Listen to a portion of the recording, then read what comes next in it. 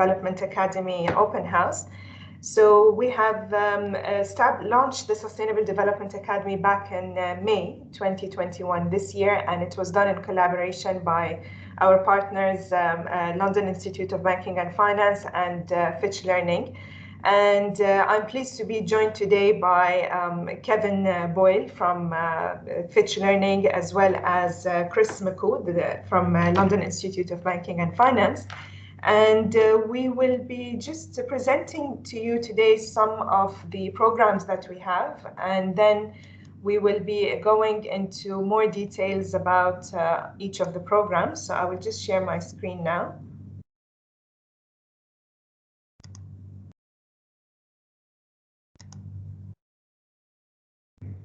Okay, can you see my screen? Yes. Okay, thank you. So BIBF, the banking center, we actually have a number of academies. The latest academy that we have formed was the Sustainable Development Academy, which is what we will be talking about today in detail. And then we have a number of other academies. The latest, the one before the Sustainable, was the Anti-Money Laundering and Compliance Academy, as well as the other ones that are shared with you on the slide. Of course, you can feel free to reach out to the BIBF at any time for any of the programs. So for the Sustainable Development Academy, the idea behind it and the thought behind it is, I'm sure many of you are familiar now with the Sustainable Development Goals that were set as part of the Paris Agreement, and in 2015, many of the countries have signed up their commitment to the Sustainable Development Goals, and Bahrain is one of them actually. So these goals are set to be executed by the year 2030, and there are a number of initiatives that have been taken globally. You might have noticed over the past couple of years actually in Bahrain that there are increasing number of institutions, whether they're financial or non-financial, that have been forming their internal teams that are transforming their businesses and kind of upskilling and reskilling their staff and their policies as well to be more aligned with the sustainability practices, as well as some committees that are being formed. We are seeing increasing number of boards members are considering establishing better understanding of what these goals are about and how they can actually adopt these kind of strategies.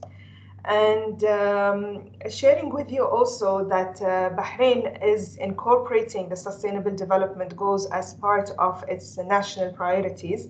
In fact, just recently they have published a whole website called sdg.gov.bh, which is centralizing all the initiatives within the Kingdom of Bahrain on the Sustainable Development Goals and the progresses under each one of them.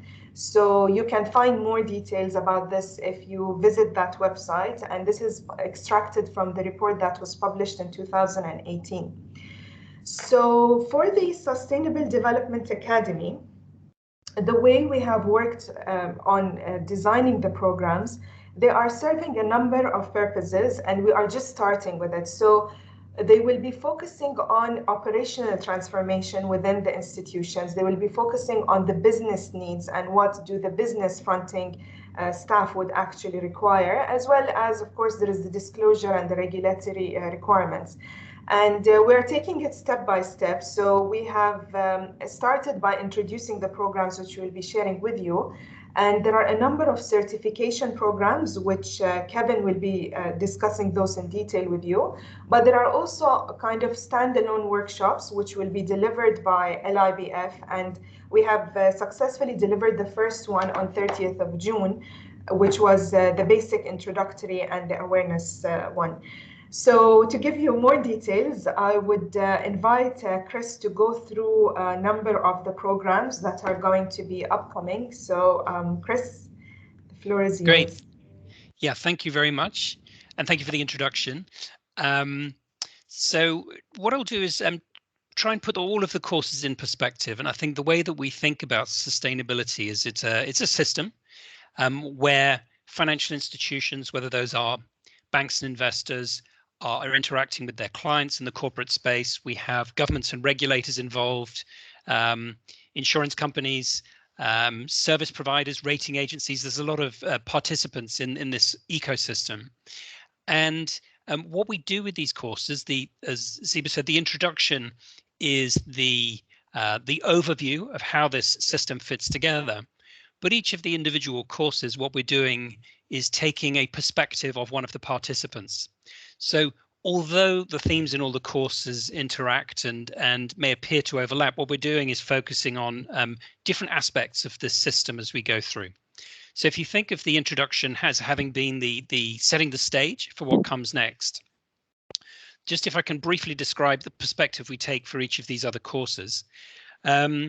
So sustainable development corporate mindset, what that is focusing on is how corporations would need to adopt a sustainable attitude internally in order to deliver against the SDGs and to how to align those organizations. So the reason it matters, and again, this is a theme that will keep coming back, is increasingly as banks and investors need to report and explain how companies are adapting to sustainable development. The companies will need to conform and understand why it's important. So this module focuses on the corporate perspective and is thinking about what and how you can reorientate your company to in order to align with the SDGs. The course number 3, Sustainable Development Market, is then thinking about the financial transactions that exist in order to support these activities. So this course would cover financial instruments such as thematic bonds like green bonds or sustainability linked investments or loans, and is thinking about how the financial sector supports sustainable development from a transactional perspective. So this course would suit if you're interested in the how. That would be a good one. The 4th course, Net Zero Banking and the Circular Economy. Again, this is important because some of the principles of running companies in a sustainable way require changes at the corporate level about how companies function, the way that one of the words is valorization. How do they reduce waste or change recycling patterns or think about product design in terms of use? So from the corporate perspective, that matters because it's a change of business model. From the finances perspective, it's looking at how companies are making those changes and being able to judge how successfully this transition is being made. So this focuses really on the business models that companies would need to adjust to. The 5th course, The Changing Face of Banking. This is something that I think we've seen a lot of in the news. The way that banks are having to think about the shapes of their balance sheets and the way in which they lend, the way in which if they say we're going to be net zero, how do they need to change their process? What types of businesses are they focusing on? How do they help clients transition? So this is really right at the front edge of what banks are having to do. And this is, again, focusing on the how. How would you within a bank? What kind of things do you need to do in order to make the successful transition for your balance sheet, but also for your clients?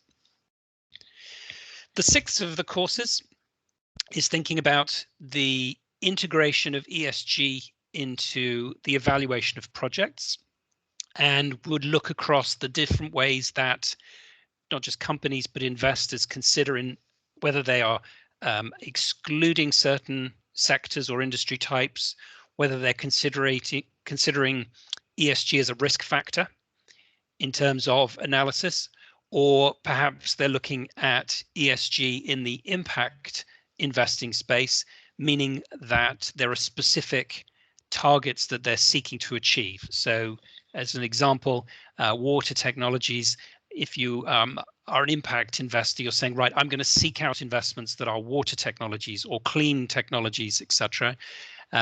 How do I bring that into my investment analysis? So that would be the, at a high level, that would be course 6. So the last 2, course 7 is quite distinct. Ratings, generally in financial markets, we're used to credit ratings, judging the financial health of a company.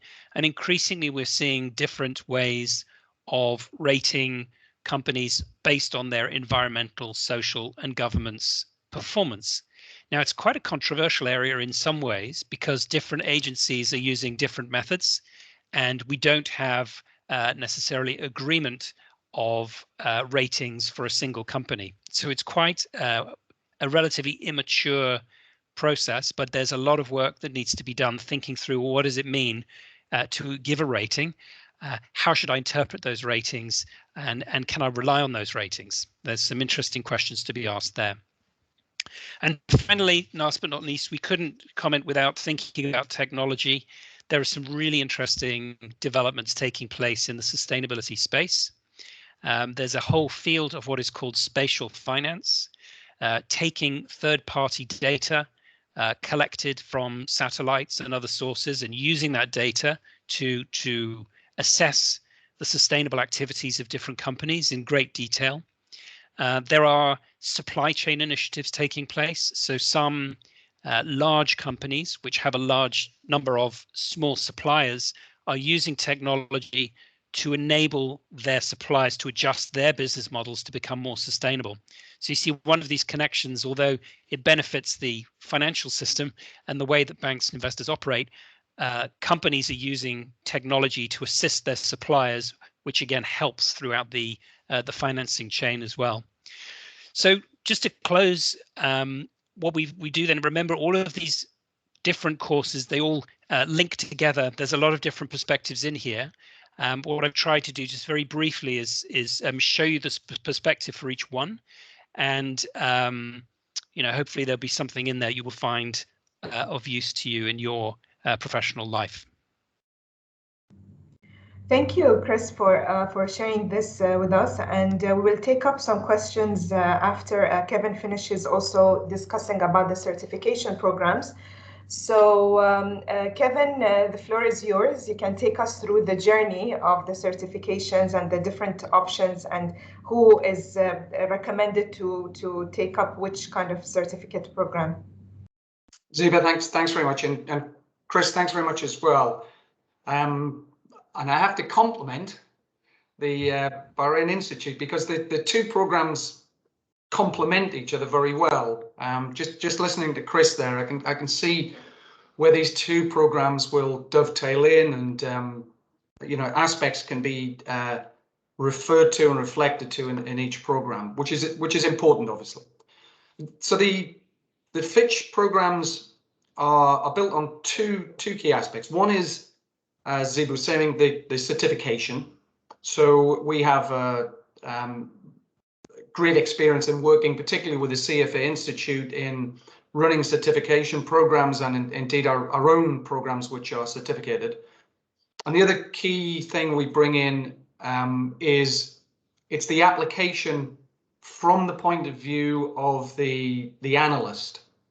So we draw on our experience either in the equity markets or in the fixed income markets, and I'm sure some of you are aware of Fitch, the ratings agency. So Fitch, together with S&P and Moody's, that's looking at the credit side. So we leverage that insight as well.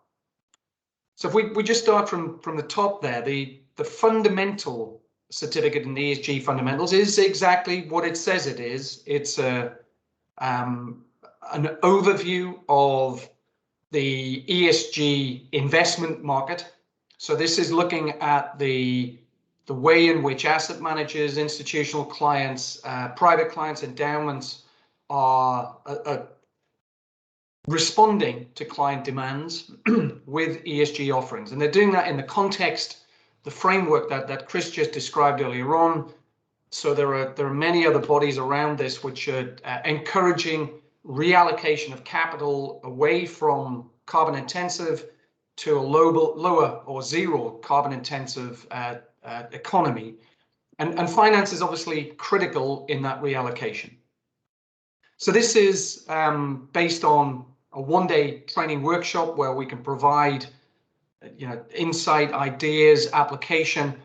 But many of our candidates actually who are successful in this particular program just use the video e-learning and assessment. So that's 4-hour, 4-session e-learning, packaged up in the most modern format for e-learning now, so very interactive.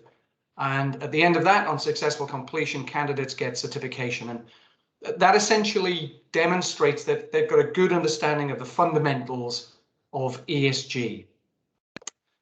The next step is the application. And as I said, this is really focused and tailored for practitioners. So equity analysts, portfolio managers, and credit analysts, so people working on the fixed income side of the business or corporate credit.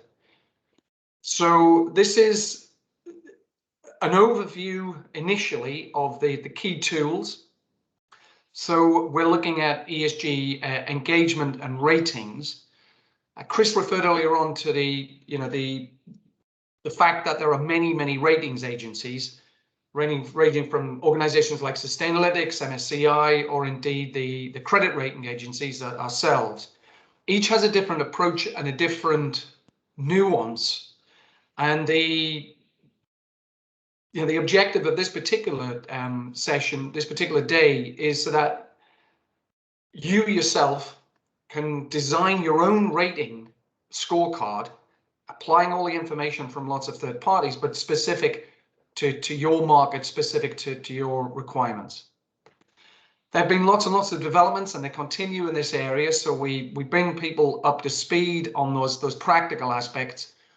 Many of those practical aspects are now in the context of changing the investment valuation model, changing the risk model in order to incorporate ESG factors.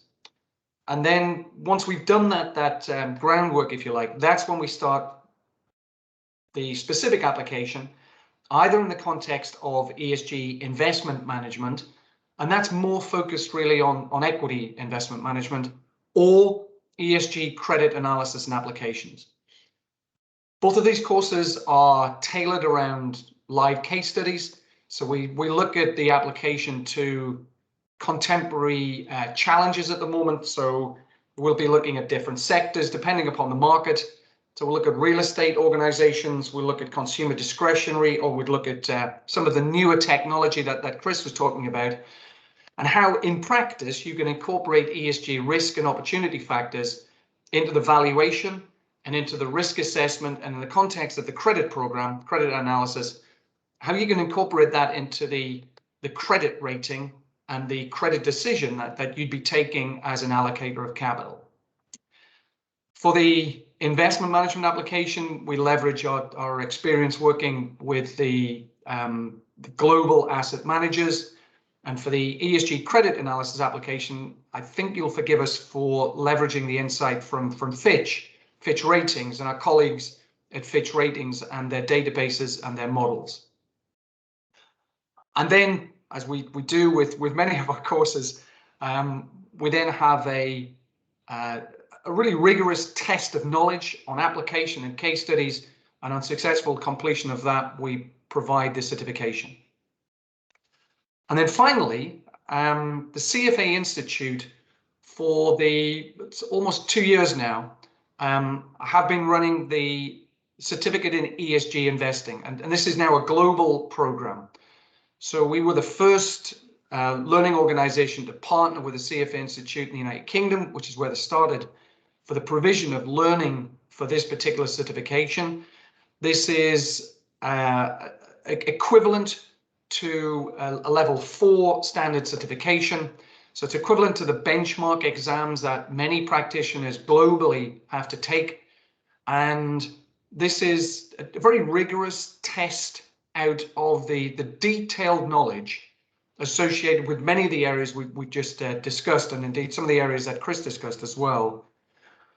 We have 2 offerings, just as we do for the fundamentals, either the video-based e-learning, which many candidates just use on a standalone basis, but equally many candidates will use the virtual approach and then attend a 2-day virtual classroom, almost as a revision course before taking the certificate, which, as I said, is now a global certificate. And the CFA Institute in the States have now effectively assumed and absorbed the UK variant, and so this will be a globally recognized certificate from September of this year.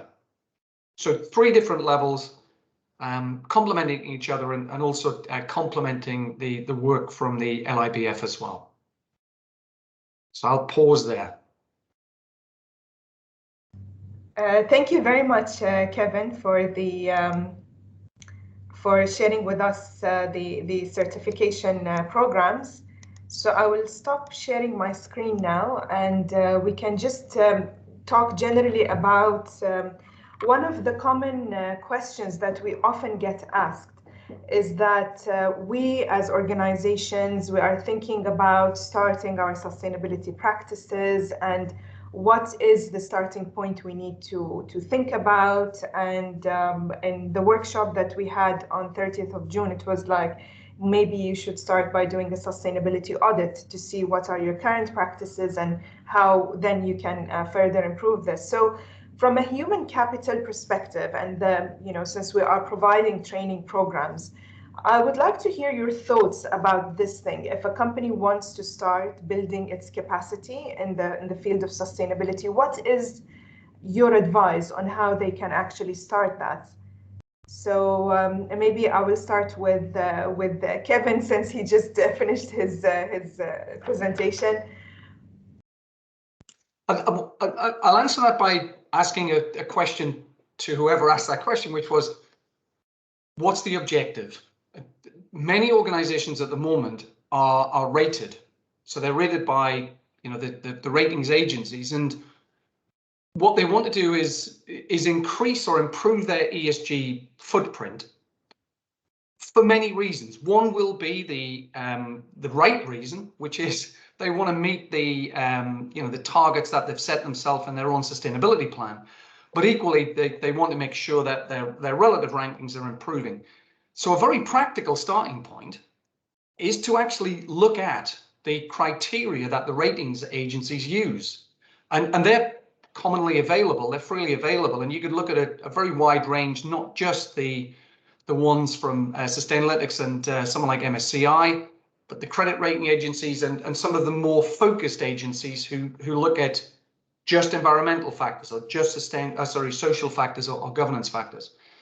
So that there are already practical frameworks out there for corporates, whether or not they're rated or not rated, or organizations, to identify the sorts of areas that other people measure them on, and therefore the sorts of areas that are obviously critical for improving their own ESG footprint. But I'd go back to that initial question. What's the purpose? Why are you doing this? And then focus on that, and then that should drive the practicality. So Chris, I'd like to hear your advice on the same point. I take the view that it is something that companies have to do, and the tone from the top matters a lot. So the idea of hiring in resources to work on sustainability is fine, but it has to be across the whole organization. So I think I suppose if I look at what I have seen companies and banks do, is they do put together, perhaps they bring in experts to help them form what Kevin describes, sort of the approach and the strategy. But again, it has to start at the board. The board has to decide, we're going to do this thing. And then you bring in the necessary experts. I think the long-term objective is then to spread that knowledge and understanding throughout the organization. So I would say what I've seen in my travels inside financial institutions, people know a lot about finance, but they're needing to learn about the earth sciences and some of the other principles. Conversely, inside companies, staff understand their sustainability process potentially very, very well, but they haven't made the connection into how that affects them in their financing through the treasury or something like that. So it's start at the top, have some specialist resources, but figure out how to propagate that throughout the organization. Yes, exactly. And I think that's why when we were designing the courses for the academy, we thought about the corporate mindset, because the leadership buy-in and them actually pushing the team to be thinking about, how to make their business practices more sustainable, more long-term mindset. And that's very important. And that's why, as Kevin said, the blend of the programs between LIBF and FitchLearning really works well, because the FitchLearning, they provide kind of like the certification tools for those who are practitioners and need to practice it, yet the fundamental could be useful for anybody who needs to build the basic knowledge. While when we look at the programs offered by LIBF, they could be more towards anybody and working in the bank, whether it is senior managers in the board, or even people who are working in the various departments. And an interesting topic is the triple bottom line, which is people, planet, and profit. And the perspective that I don't have the diagram with me, but the one that shows that it's the middle intersection, while the reality is you cannot really function without the planet, you cannot function without the people, so you cannot possibly have the profit only at the intersection point. It's really about putting them all together. And that is leading me to my next question, because sometimes I hear from different institutions the concern about the net zero banking. And how would that work when it comes to the region? Because we are obviously a fossil fuel based economy, and a lot of the businesses are surrounding that area. So what would you think, or what would you advise institutions on how to look at these different areas? So you think in terms of financial institutions? Yes. Yeah. Look, I think it's clear that there's going to be a transition, and I think my personal view is it's great to have net zero 2050, but I'm quite interested to know where a bank wants to be in 2025, or something that's up front and close, because we need to start thinking about how the transition is going to work. And I think what we've experienced in some, I pick on the UK because I'm in the UK. There have been some rapid technological flips. So the speed at which we shifted the energy balance, for example, towards more renewable sources, it was a bit slow to get going, but when it changed very quickly. So although it may seem there's a long way to go from an oil-based sort of economy today, the potential for technological transformation is there for it to happen quite rapidly. So I think when you start to think about what does the transition look like, I think that sharpens people's attention on what might need to happen. Yeah, Kevin, I would be interested to hear your views on this, and also maybe I'll ask you one question from the attendees is, how can we expand this beyond financial institutions? Because obviously the practice of sustainability is not only limited to financial institutions, but there's a whole ecosystem that needs to be in place to make that happen. And one of them is what we are doing now, is providing the enabling environment by building the skill set, the human capital that is required to execute the sustainability agenda.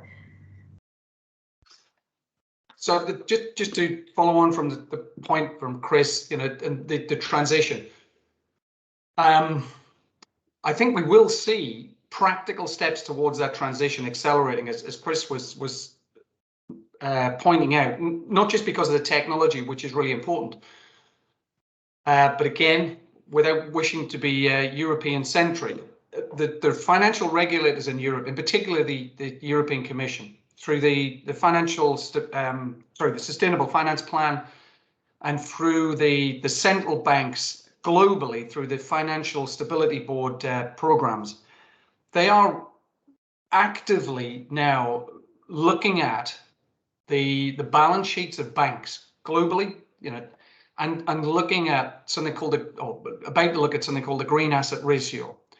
So banks themselves, in other words, the allocators of capital, are being pushed by regulators to improve their funding of environmental projects and funded in order to decarbonize the economy. So I think the technology is going to help, but it's also the case that the central banks, because of the need to look at financial stability, that they're also pushing the agenda from the regulatory side. And what's happening in Brussels and Frankfurt is expanding elsewhere. The Chinese authorities are working closely with the European authorities in advancing this agenda, and you see that elsewhere as well. And we've seen it through our work in the Middle East as well.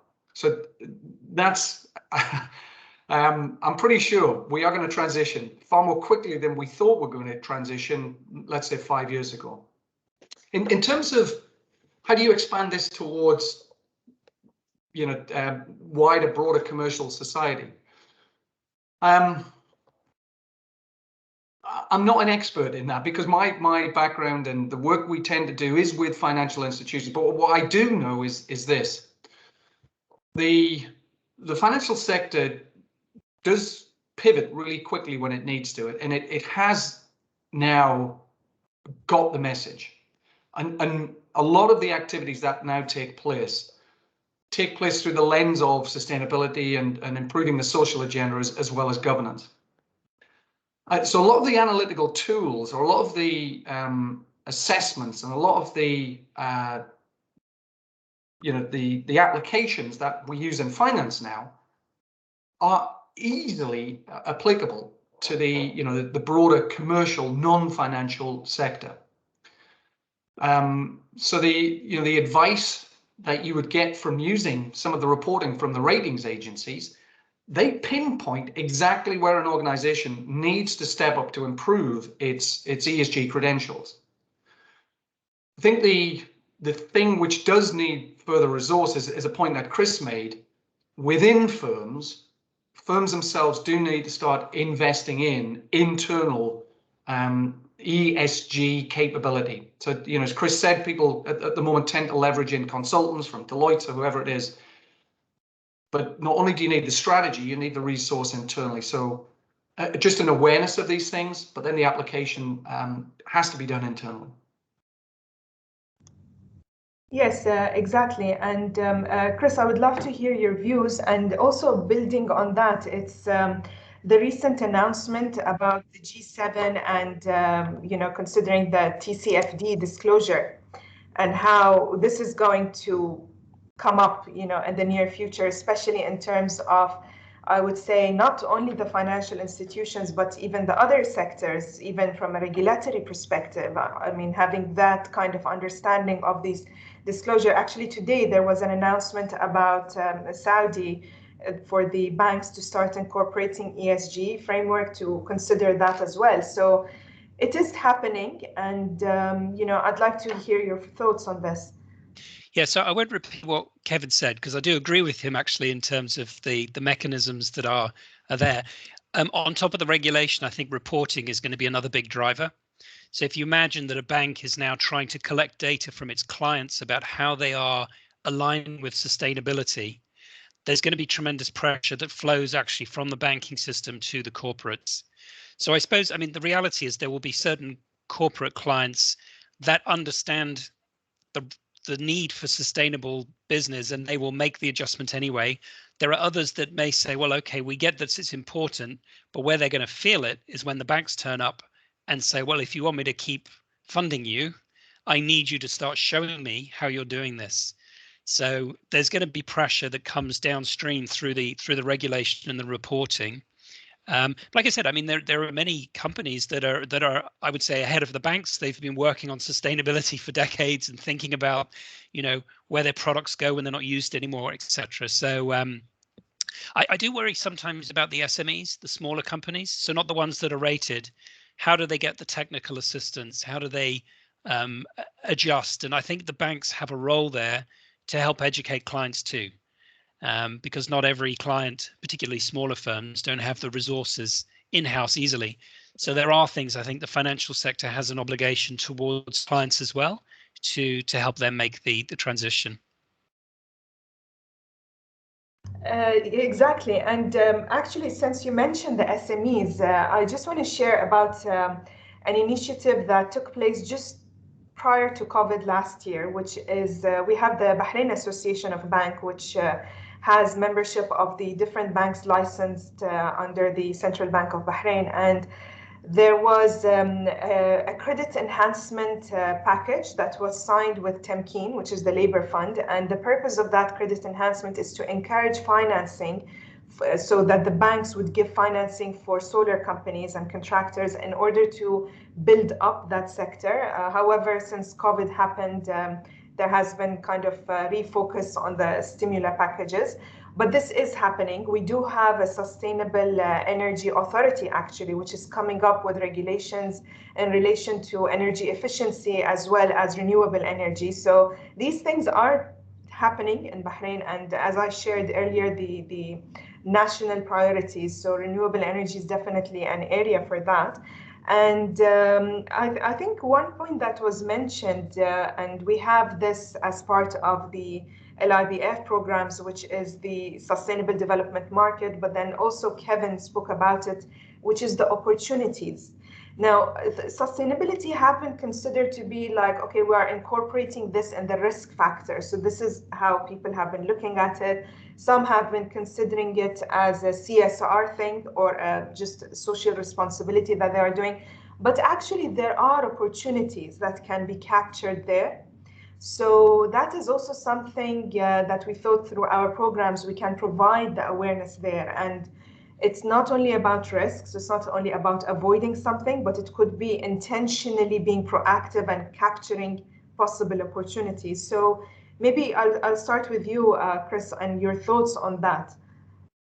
Yeah, no, absolutely. I couldn't agree more. I mean, there are certain ways of doing business that will succeed, and almost by definition it's the sustainable ones that will still be there in 10-20 years time. And in any sector, I think there's always perhaps today a best in class of who operates well, and that could just be good waste management, good use of energy consumption. They'll have a competitive edge. But in 10 years time, they'll have to change their business model again. So even the best in class today will have to adapt, and it's spotting those opportunities and understanding that it actually brings a competitive advantage to get on board and positively adopt some of these practices. Exactly. And Kevin, if you'd like to maybe share your thoughts on that. There are phenomenal opportunities. One of the best models I've come across recently, the last 5 or 6 years, is what's known as the circular economy model. And 10, 15 years ago, when this model was initially introduced, a lot of people were pretty skeptical about it. The circular economy model now is a central plank of the Sustainable Finance Plan from the European Commission. So if you go on to government websites now, you will find copious amounts of not just literature, but guidance on how businesses can redesign their business model to limit the impact on natural resources, design the process so that it uses resources and recycles those resources and has limited impact in terms of wastage. And there are real case studies for these businesses now. On the programs we do, we look at these sorts of businesses and look at the way in which they've managed to improve 2 aspects of their income statement, not just their revenues, because you attract a certain sort of client, but also you reduce your cost base. And as Chris said, you actually reduce your exposure. It's 2 sides of the same coin. If you are aggressively pursuing a sustainable agenda, you are exactly at the same time avoiding the increased regulatory burdens and the costs and the fines, which are definitely going to be coming down the line in the next 10, 15 years. So that's one area. The other area is we need huge amounts of infrastructure spend. One of the reports from the World Economic Forum, I think outlines some, I can't remember the numbers, it's trillions. I think it's $19 trillion worth of infrastructure spend required before 2030. The vast majority of that infrastructure spend will have to be made on a sustainable basis. So there are phenomenal opportunities for corporates, not banks, not financial organizations, for corporates. Exactly. And we have a very interesting question here, which is asking about Given, the area of sustainability, products, regulations, etc., they are constantly changing, and wondering how would the course contents be kind of considering all of that. And I'll just start by answering this, and I will hear your thoughts. I would say that this applies to all of BIBF programs, because it's, I would say, the only constant is really change. And we consider this in all of our programs, not only on sustainability. So sustainability is a new area, but this is something we apply to all of our programs. And as I mentioned in the beginning of the presentation, this is only the beginning of the Sustainable Academy. And that's why the courses that were designed by LIBF, they are building the foundational knowledge, but they will be expanded upon, and obviously we will be considering all the changes that are happening and adding on whatever is going to be relevant. And the same thing applies to the certification programs by Fitch, because for example, the CFA Institute, when they launched their ESG investing 2 years ago, it has been going through drastic changes, which is very promising, because that is what you expect when you participate in or you register for a certification program. So I think, Kevin, I will start with you about how would you be incorporating that in the certification programs? We do a number of things. So one is to describe the challenge initially. And the challenge is, in order to make informed decisions, you need good quality data. And as you said, Zeeba, already, we've got pretty good reporting in terms of profit, in terms of financials, but we haven't got good reporting in terms of environmental factors or social factors. We just don't. We've got some examples of best practice, but we don't have a standardized approach in the same way that you do for accounting with the international financial reporting standards, which are generally adhered to in most jurisdictions.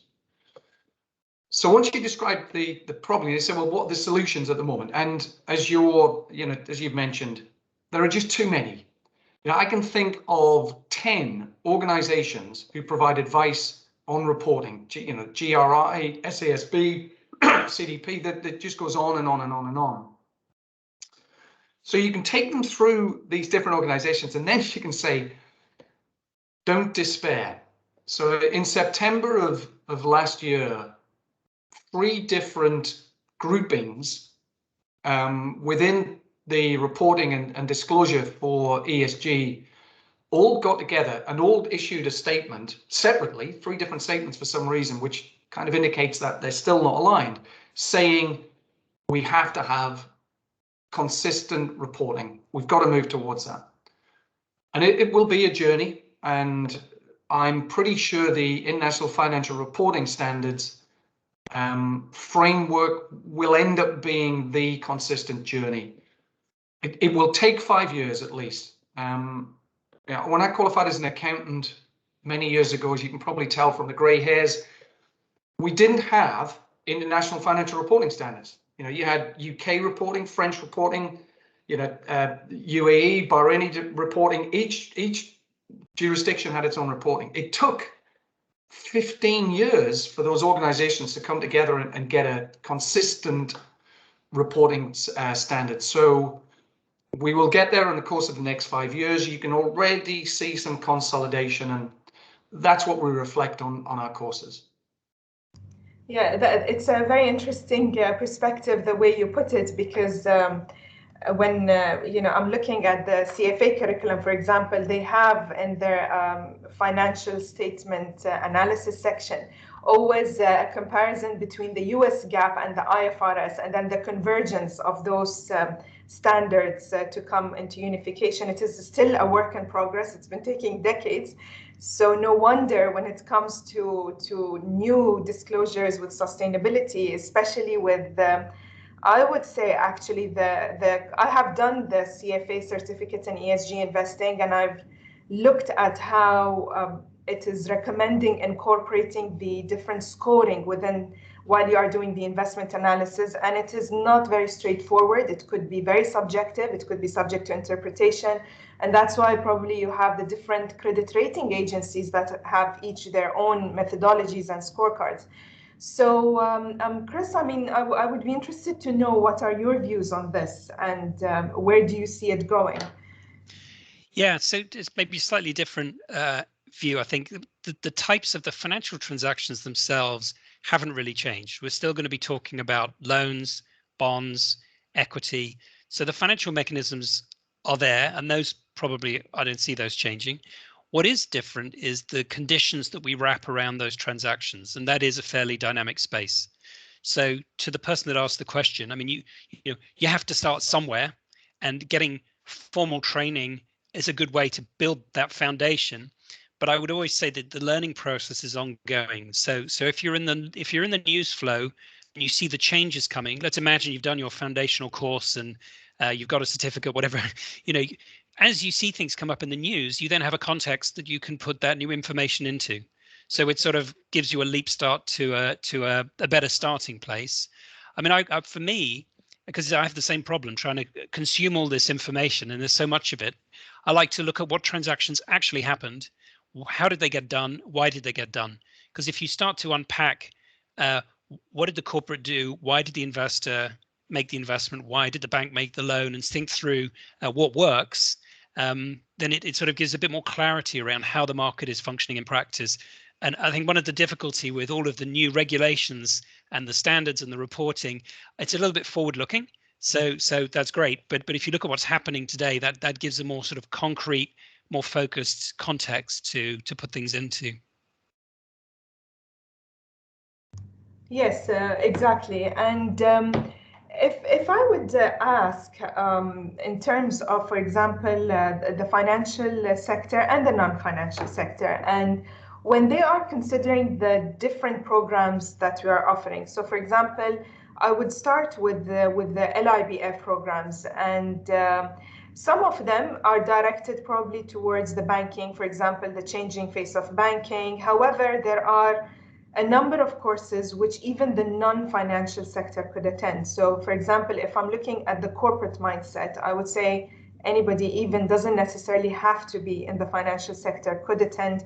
We have the, even in terms of the net zero banking and circular economy, I would think even non-banks can attend, because on the one end, it is that if you are on the borrowing side, you need to understand what the banks are thinking and what they are incorporating so that you can actually design your products in a way that you will ensure it will get funded. And even for the ESG analysis and integration, and that also applies for the certifications by Fitch. Because when we look at the investments, it's true, yes, you have most of the banks are looking into investment, but there are also family businesses, for example, that do have their own investment arms. You have even some kind of maybe industrial companies that do have investment arms. So I think even those, they can benefit from enrolling in these programs. And since you've designed the programs, maybe you can shed light so that even those from the audience who are non-bankers can kind of have a better perspective what is in it for them if they enroll in these programs. Yeah, so maybe if I come back to my opening comment about this being a system with lots of actors in it, I think one of the fundamental changes is that the way in which financial firms and non-financial firms will interact and do transactions with each other is going to change, because we've got this whole new framework, new lens through which we're looking at things. So the dialogue between the investors, the banks, and the companies has to change, and somehow the two sides need to learn a different language to talk to each other. So I like to think actually I worry less about whether someone's at a bank or a non-financial firm. It's just to understand all the different perspectives and have that common language, so that they can interpret what each other's looking for. And when a bank or an investor is drilling for information in a corporate, it's actually to be helpful. It's not to sort of be difficult, and to sort of rehearse some of those things and understand how it should work in future. Yes, exactly. And also an interesting point that was mentioned by Kevin earlier, which is the more prepared these institutions are, the better they will be able to handle once the regulations are going to be in place. So in other words, it's like the cost of inaction. So by the time that all of these regulations and disclosures and reportings are coming in place, and then the banks will have their own policies on what to finance and what not to finance. So the earlier everybody builds the knowledge and speaks the language, the better they will be prepared in the future once things actually start happening. So Kevin, maybe you can share your thoughts on that.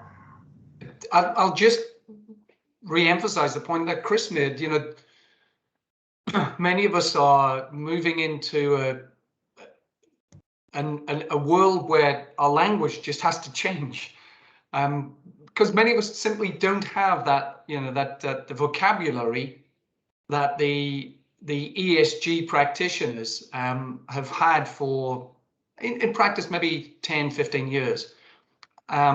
So we need to be able to say, you know, well, exactly what is a scope 1 or a scope 2 emission? And until you know what the basics are, you're going to find it very difficult to actually do the practical application. So just improving and expanding our vocabulary and awareness of the ESG agenda, of the practical approaches businesses, corporates can take, in itself is going to make the transition. And ultimately, let's not forget what this is all about. This is about ensuring our economy, global economy, doesn't crash in 40 years' time. You know, for those of you who've read the Stern report, that still scares me when I read it. So this is about transitioning towards a sustainable economy, and all of us have to get this common vocabulary and understand what the basic measurements are. And then once we've done that, then we can progress to, you know, more practical and granular aspects of transitioning. But until we're there, you know, until we speak the same language, we're going to find it very difficult to make the big changes that we need to. Yes, speaking the same language, understanding the vocabulary that is going on, and also the different parties that are involved. And this is what we have covered in the awareness session, which was run last week. But I think the ESG fundamental certification is the one that will develop the vocabulary, the understanding, the basic foundational knowledge that is necessary. So that is some area that I would say is a starting point. And obviously, I mean, it's something to be built on and to be constantly updated as things keep on rolling and changing. And I think we have just 4 more minutes left. So I would start with Chris on any closing remarks, any advice you want to give, because I have here also a question that basically a comment and a question that these training courses are just an eye-opening. Companies and bank need extra support, and you know, about considering some further support after attending the courses. And I think from our perspective, BIBF, and also with you, is we do intend to have regular sessions, for example, what we have with you today, which is not only limited to discussing the programs, but also general thoughts about what's going on, market updates. So that's what we are doing from our parts. So your closing remarks, Chris, if you can share with us. Yeah, thank you. Look, I think of education, this is perhaps unsurprising, as an ongoing, continuous process, and that these types of things. I mean, there's different ways of learning, and I think that you know, whether it's through discussion in a sort of the LIBF course or in the sort of, you've got the Fitch courses, again, it's a different structure of learning. I think they're both great ways to acquire knowledge. And I think that hopefully it's the start of a journey. And I think we're going to be working on this for many years. So there's going to be plenty of opportunities to update and revise and reset along the way. Thank you, Chris. And Kevin, your final thoughts? Just to say, you know, you have designed a very good program here. You know, the BIBF have put together a program which covers a lot of ground, but does so in a very practical, meaningful basis.